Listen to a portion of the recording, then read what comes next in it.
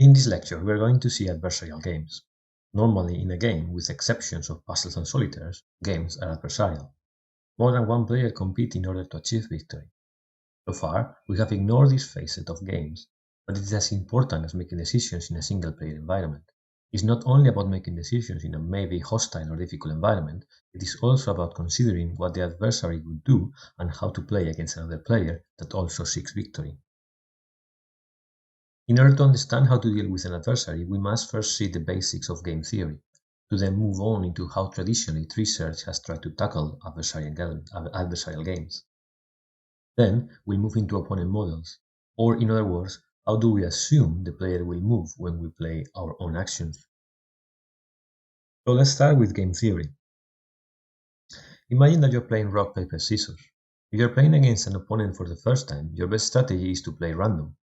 If you play against the same opponent multiple times, you can try to learn their strategy and play accordingly. Generally speaking, the optimal strategy is to act accordingly to a policy that maximizes the cumulative reward. This is something we have seen briefly before when studying the multi-arm bandit problem, and it is also something that will come again later in the course when we see reinforcement learning. With policy, we mean the function that tells us which action to select given a game state. The reward or score function in games serves as an indication to tell the agent how is it doing in the game. If you are playing Tetris, for instance, you get score points for each line cleared. Therefore, the reward obtained by clearing tiles can increase as long as you keep clearing the lines. The optimal strategy for Tetris is one that tells you where to lay a piece for every board configuration, so the amount of score that you receive through the game, line cleared by line cleared, is maximized. This is obvious in games for a single player, but what happens when there is more than one player? In general, this optimal policy does not only depend on the environment of the game, but also on what does the other player. Or in proper terms, it also depends on the policy of the opponent.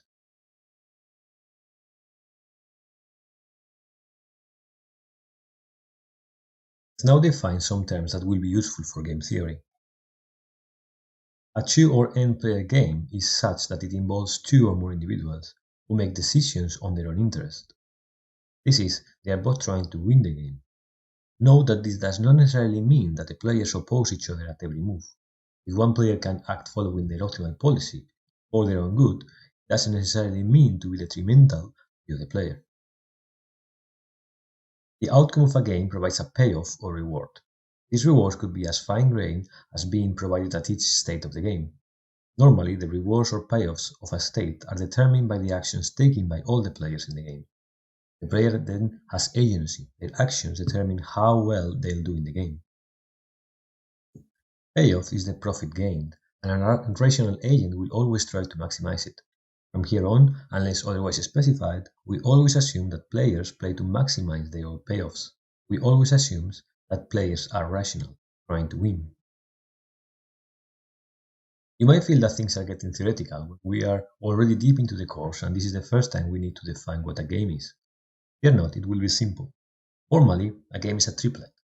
This is a set of 3 elements: S, the finite set of players, S, the finite set of pure strategies, and pi, the payoff function that assigns rewards to state and action.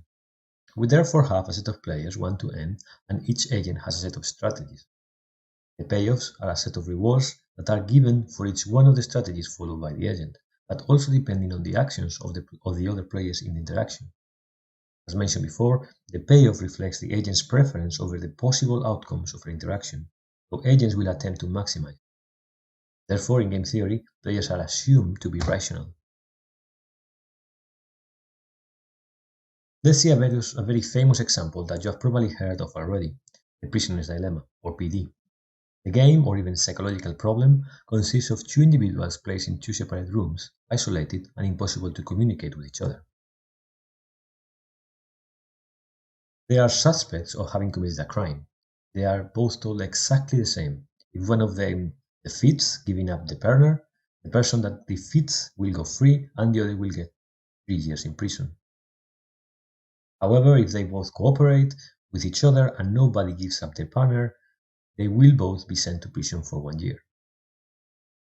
But if they both give each other up, both of them will go to prison for 2 years each. In terms of game theory, we can define this as a game of two players, where there are two strategies: defeat, give the other player up, or cooperate, do not give the other player up. Given the years in prison that each one would face depending on what they do, we can set up this payoff matrix. Each cell hills indicates the reward that both players get. The first of the two numbers is the reward for the row player, and the second is the reward for the column player. So for instance, if both cooperate, both spend 1 year in prison, which is indicated by a reward of -1. If the row player, green dislikes effect, and the column or blue player cooperates, the row player gets free of jail with a reward of 0, while the other would spend 3 years in prison, and with a -3 reward. The prisoner's dilemma is actually a very useful construct. It forms the foundations of many inquiries in very different domains, such as economic or biology, as it models the likelihood of different agents to cooperate or compete against each other. So what do you think is the best strategy? What could you do in the prisoner's dilemma situation?